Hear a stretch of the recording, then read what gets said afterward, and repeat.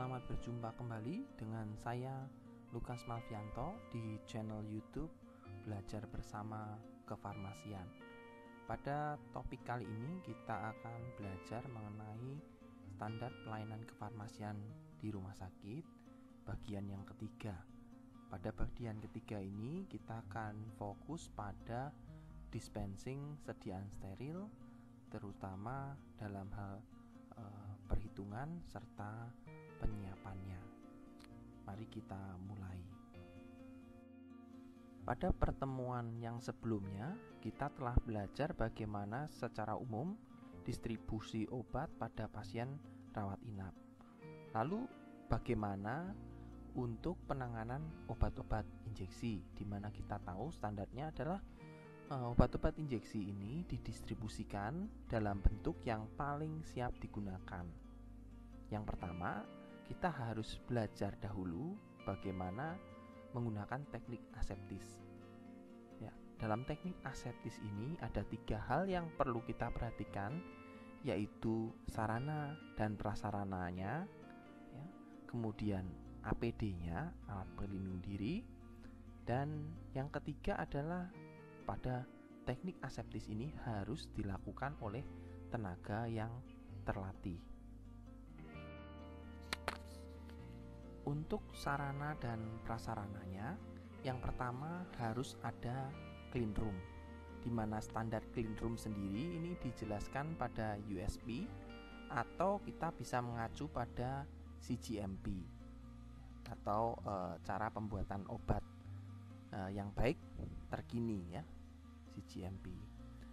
Di sana ada beberapa persyaratan seperti persyaratan jumlah partikel. Jadi nanti dari persyaratan jumlah partikel teman-teman akan tahu bahwa terbagi dalam kelas 100, kelas 1000, kelas 10.000 dan kelas 100.000. Kemudian syarat lantainya tidak menahan debu. Jadi pada lantai ini tidak digunakan keramik yang ada sekat-sekatnya, tetapi bisa menggunakan cat epoksi atau vinil.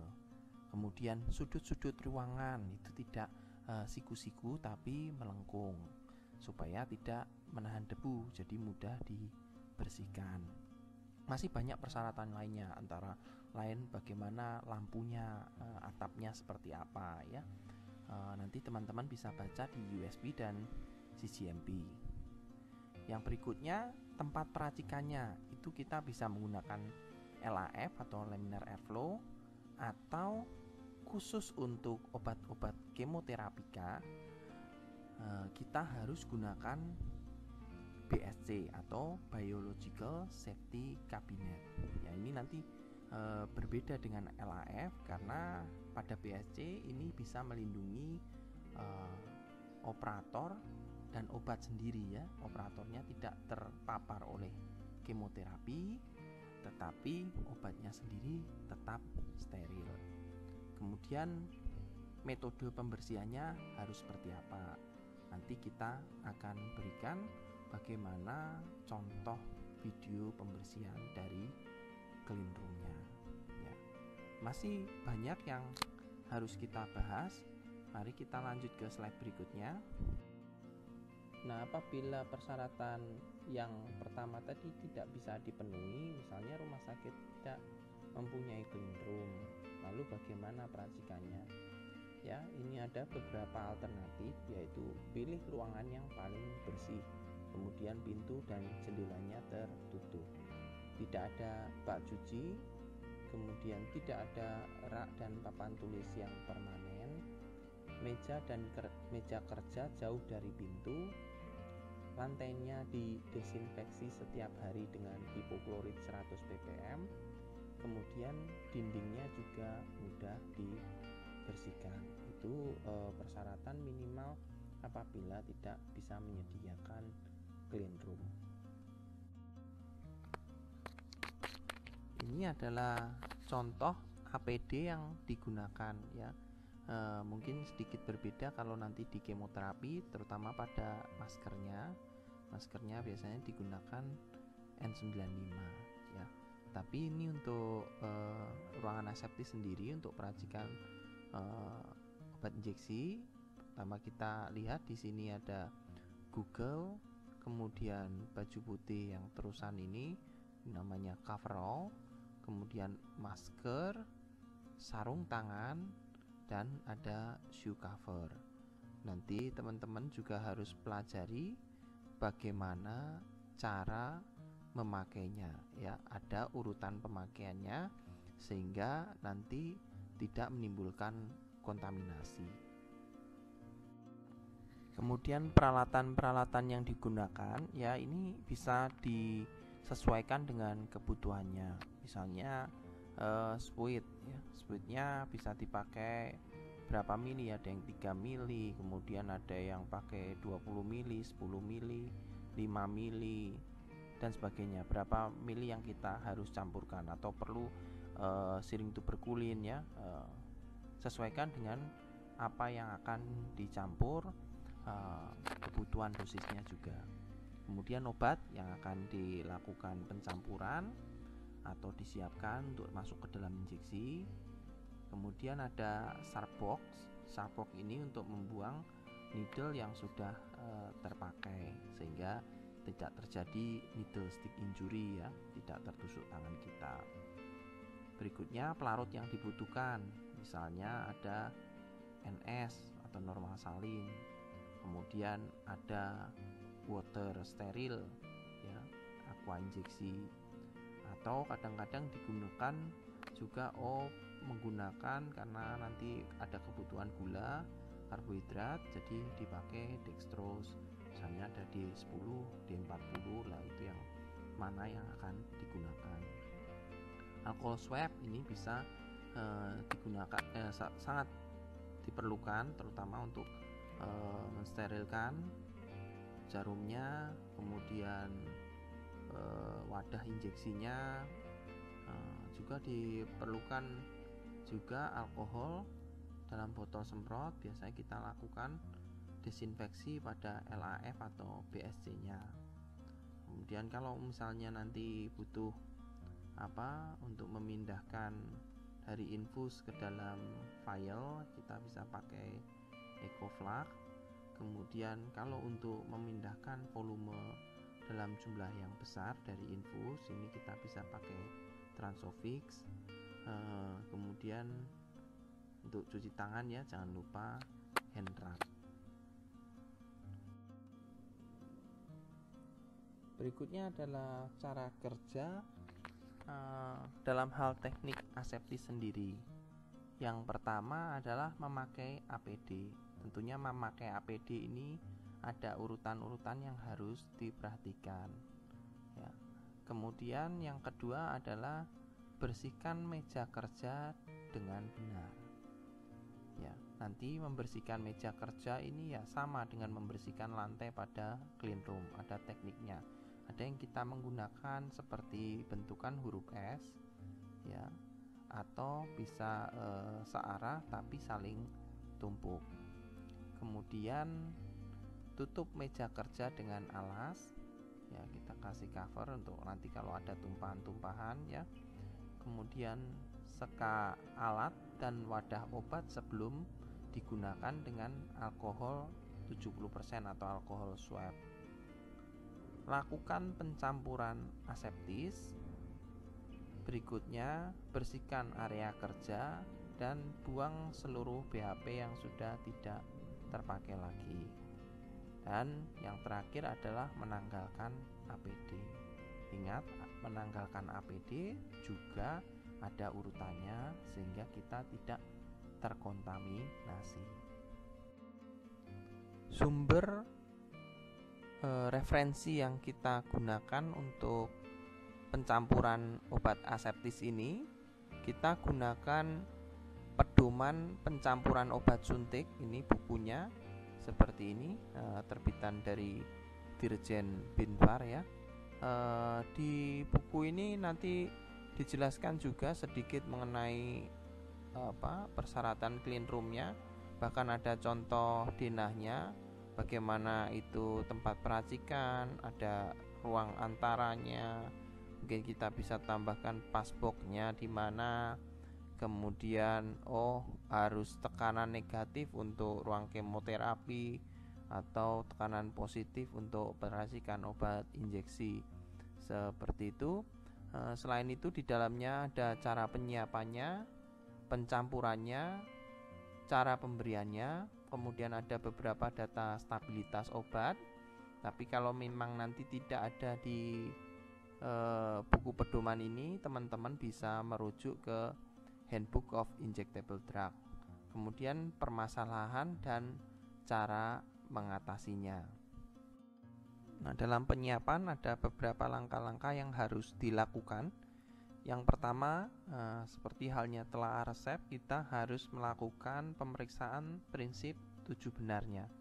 Ya, bisa kalau ada tempat rumah sakit lain yang bisa 8 benar, pokoknya semakin banyak ya semakin teliti semakin bagus. Tapi pada prinsipnya minimal kita lakukan 7 benar.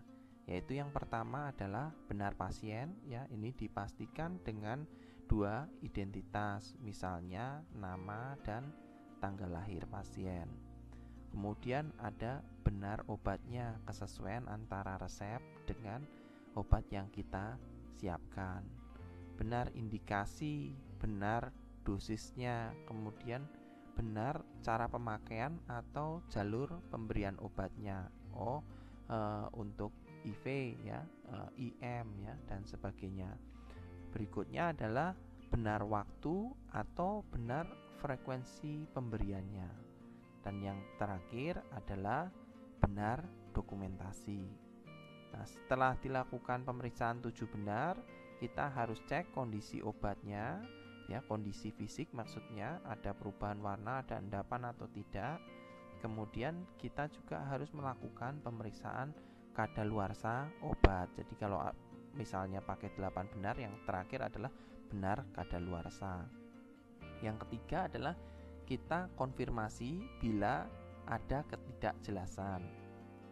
Ketidakjelasannya itu bisa dari resepnya dengan tulisan yang tidak terbaca, atau dari etiket yang kita berikan. Kemudian hitung kesesuaian dosisnya. Kemudian pilih pelarut yang paling sesuai. Ini harus memperhatikan interaksi antara obat dengan pelarutnya. Dan yang terakhir kita menghitung volume pelarut yang dibutuhkan. Setelah selesai tahap penyiapan awal tadi, kita melakukan pembuatan label obat. Ada beberapa hal yang harus ada atau tercantum pada label obatnya. Yang pertama adalah nama pasien. Yang kedua adalah medical record number atau nomor rekam medis. Yang ketiga adalah nama obatnya. Keempat ada dosis atau kekuatan obat. Yang kelima adalah cara pemberian atau jalur pemberiannya. Yang keenam cara penyimpanannya, ya, kenapa harus diberitahukan. Ada obat yang fotosensitif, jadi harus disimpan ditutup pakai aluminium foil, atau ada obat yang cold chain, ya, harus disimpan di dalam kulkas, ya. Kemudian berikutnya yang ketujuh ada waktu pembuatan, karena waktu pembuatan ini menentukan kadaluarsa dari obat campuran. Yang terakhir adalah kadaluarsa itu sendiri, karena ini sudah dalam bentuk mixing atau campuran TPN misalnya, itu kita cantumkan beyond use date atau waktu kadaluarsa setelah penyampuran. Nah, setelah semua persiapan yang dibutuhkan ada, kita masukkan ke dalam ruang pencampuran untuk dilanjutkan dicampur di dalam melalui pasbox. Tahapan berikutnya pencampuran, ya. Langkah pertama adalah melakukan dekontaminasi dan desinfeksi. Kemudian langkah berikutnya kita menggunakan APD, alat pelindung diri yang dibutuhkan, menghidupkan laminal airflow atau LAF, kemudian menyiapkan alat-alat kerjanya. Yang berikutnya, ambil alkes atau BHP dan obat yang akan dicampur dari pasboknya. Terakhir, lakukan pencampuran dengan teknik aseptis. Nah, setelah pencampuran obat sudah selesai, yang kita lakukan adalah kita menempelkan label yang sesuai untuk misalnya botol infus yang sudah kita campur untuk misalnya total parenteral nutrition atau TPN, atau siring yang berisi obat yang sudah siap digunakan. Ya. Kemudian untuk obat-obat yang fotosensitif, ya, mudah rusak oleh cahaya, kita bungkus dengan kantong hitam atau aluminium foil. Nah, semua yang sudah selesai itu kita masukkan ke wadah pengiriman atau box container. Ini obat yang mau digunakan. Lalu box kontainernya kita keluarkan melalui pasbox. Nah, untuk barang sisanya, BHP yang sudah digunakan, siring, kemudian jarumnya itu kita buang dalam wadah pembuangan khusus. Sebelum menyiapkan obat, ya, kita harus tahu dosis yang benar, dosis yang tepat. Ada beberapa cara perhitungan dosis. Yang pertama adalah dengan menggunakan berat badan. Misalnya obatnya sudah ditentukan dosisnya dalam miligram per kilogram berat badan. Misal parastamol dosisnya adalah 10 mg per kilogram berat badan. Pasien berat badannya 50 kg. Jadi berapa dosisnya?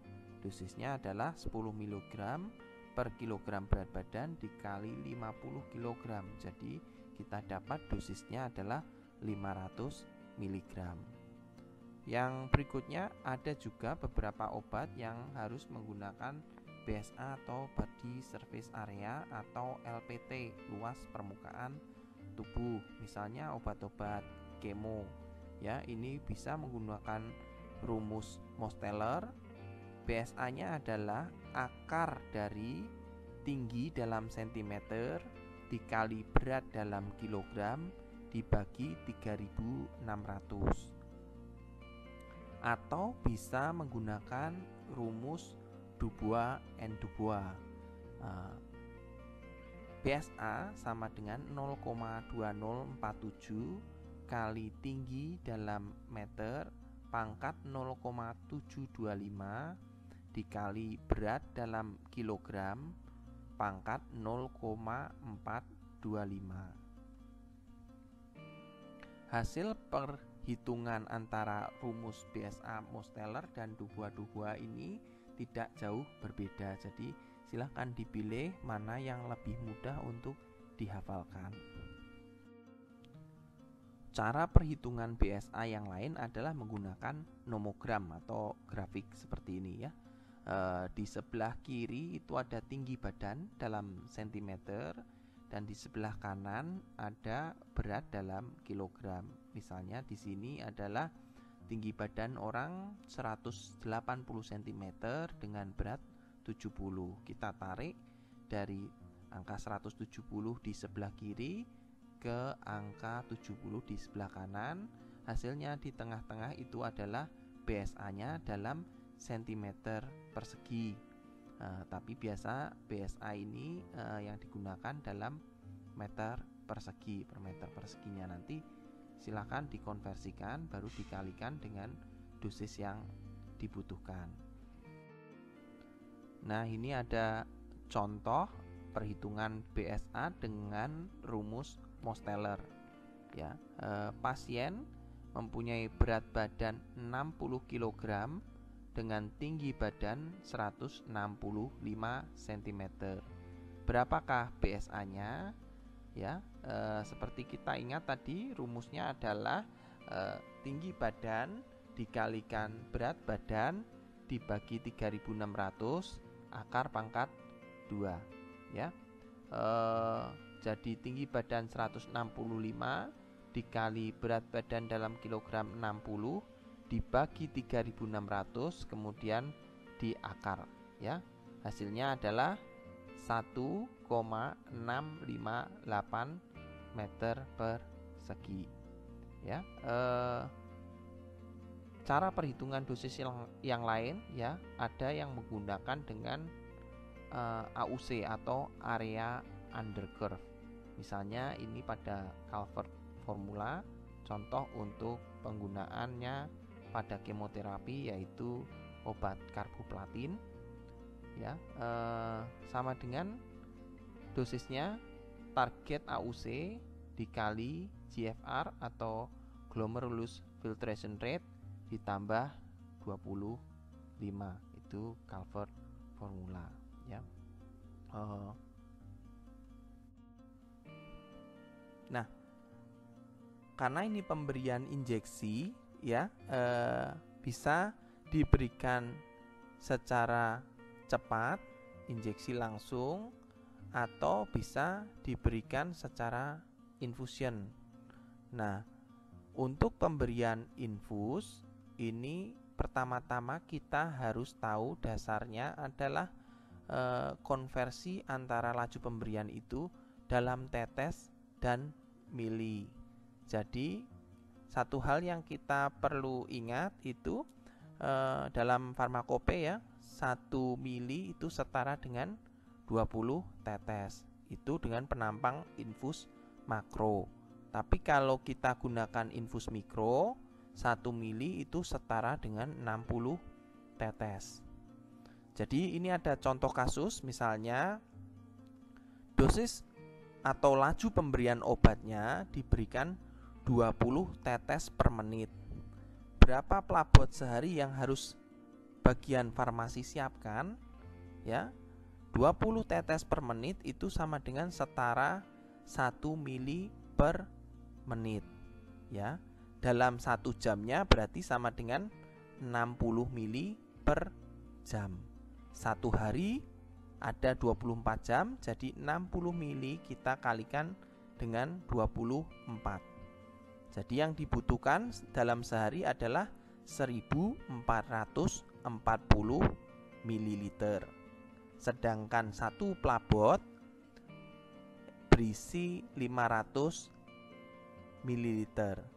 Jadi dalam 1 hari yang harus kita siapkan adalah 3 pelabot.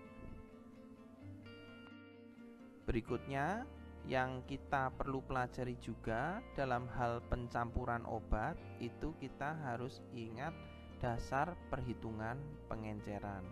Jadi ini untuk mendapatkan sebuah konsentrasi obat yang kita inginkan.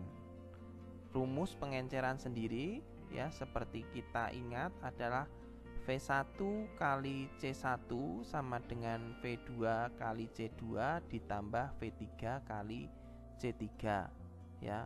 V ini volume, C-nya konsentrasi.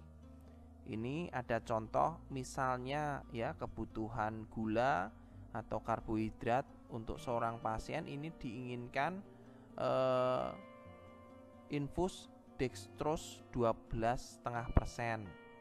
500 mili. Sedangkan obat jadi yang kita punya adalah dextrose 40 dan dextrose 10%. Ya. Bagaimana cara membuatnya? Yang pertama kita gunakan dengan metode substitusi. Dasarnya tadi rumusnya ingat V1 kali C1 sama dengan V2 kali C2 ditambah V3 kali C3. Nah, ini volume dan konsentrasi yang diinginkan yaitu 500 ml dextrose 12,5% ya. Sama dengan V2C2-nya kita pakai dextrose 40%, volumenya belum diketahui, jadi 40% kali V2 ditambah 10% ini dari dextrose 10-nya. Volumenya adalah 500 ml dikurangin dari V2-nya. Ya. Jadi kita dapatkan 6.250 sama dengan 40 V2 ditambah 5.000 dikurangin 10 V2. Hasilnya adalah 1.250 sama dengan 30 V2.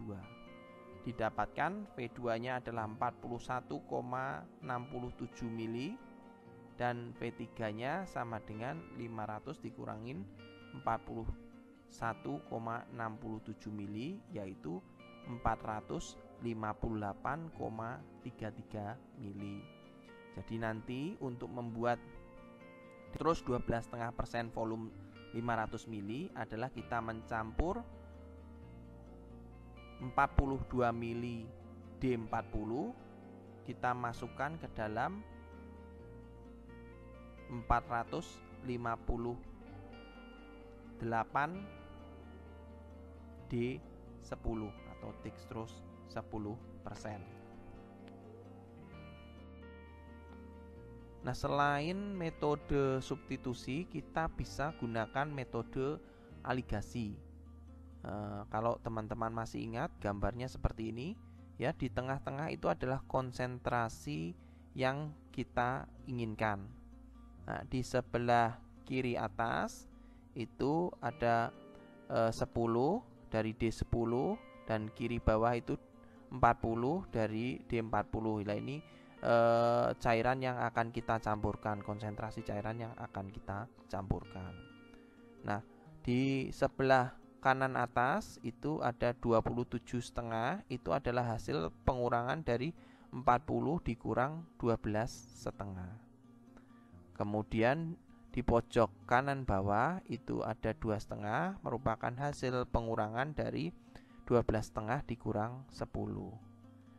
Nah, misalnya kita mencari volume dari D10 atau dextrose 10%-nya, berarti D10-nya sama dengan 27,5 ya, yang sejajar dengan D10, 27,5 dikali dengan volume yang diinginkan tadi 500 dibagi dengan total jumlah dari 27,5 ditambah 2,5, yaitu 30.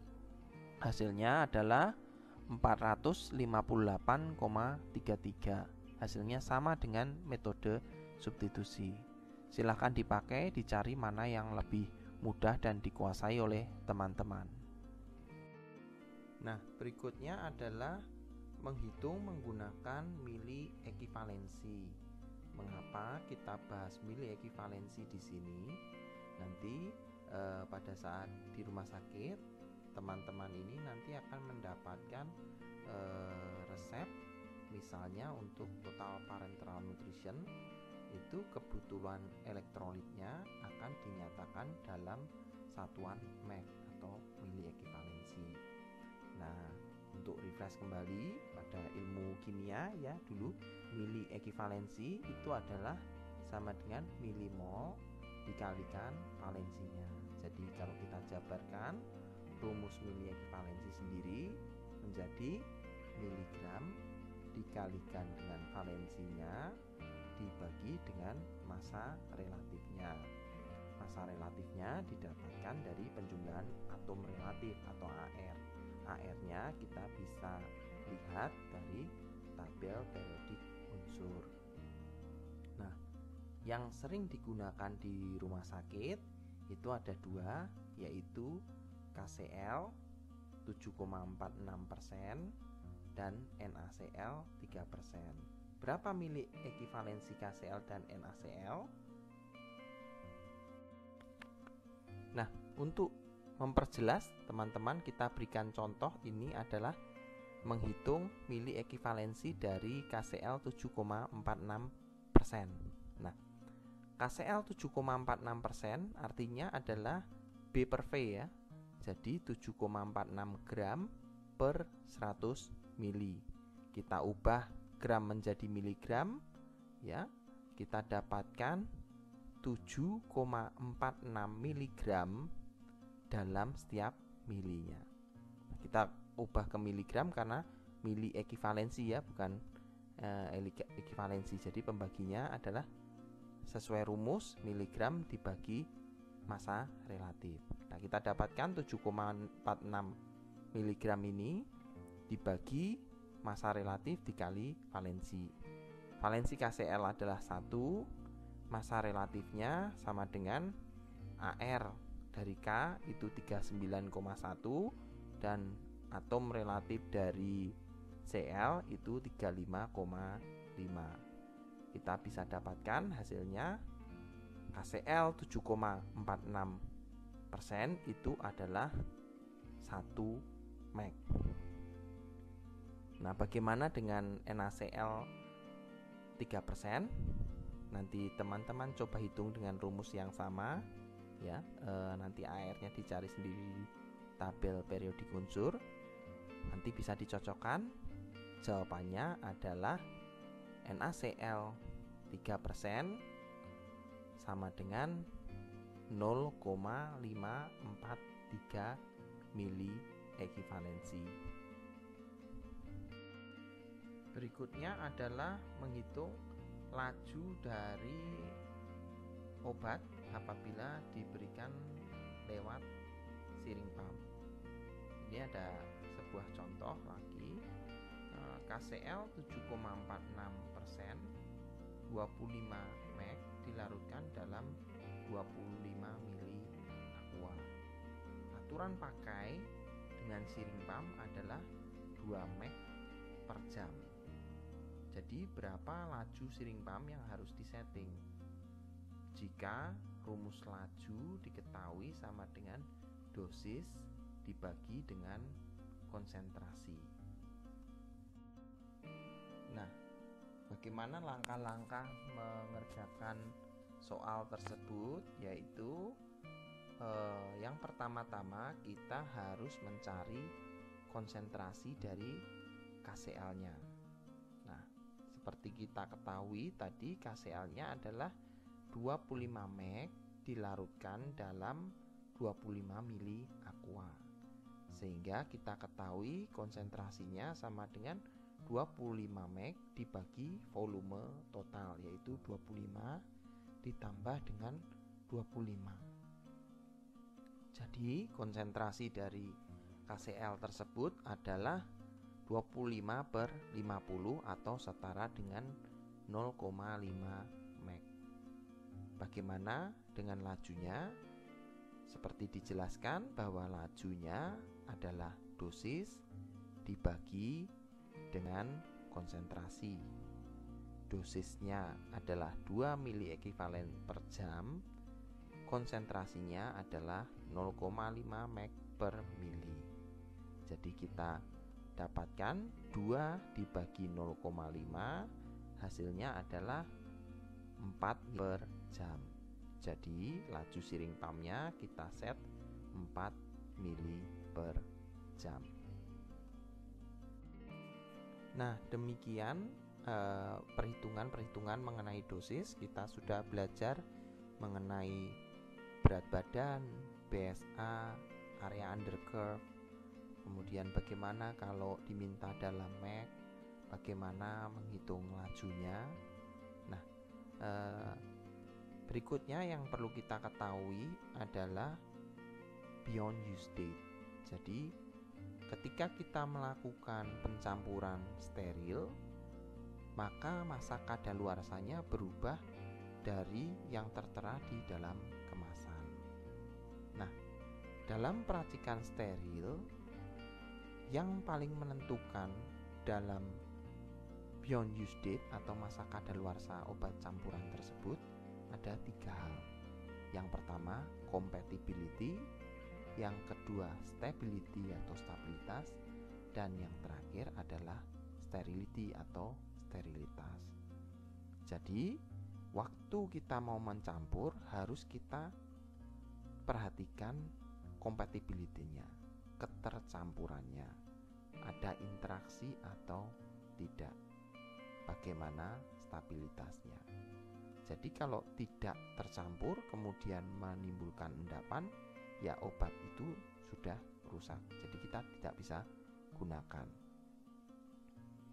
Kemudian apabila obat tersebut dapat tercampur dengan baik, kita harus memperhatikan stabilitasnya.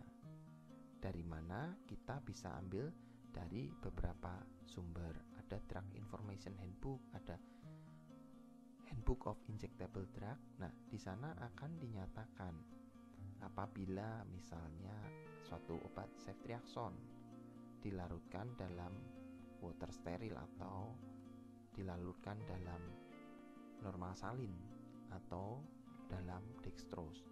Nah, waktu beyond use date-nya akan berbeda-beda ya.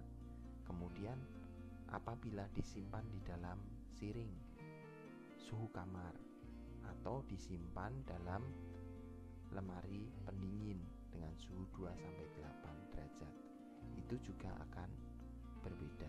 Nanti teman-teman bisa menggunakan itu sebagai referensi atau pada buku yang sebelumnya, yaitu pedoman pencampuran obat suntik.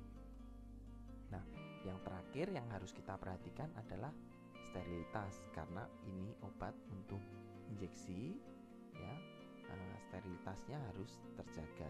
Kalau ada pirogennya, nanti bukan malah menyembuhkan, tapi akan berakibat tidak baik pada pasiennya. Sterilitasnya kita merefer atau merujuk pada USP 797.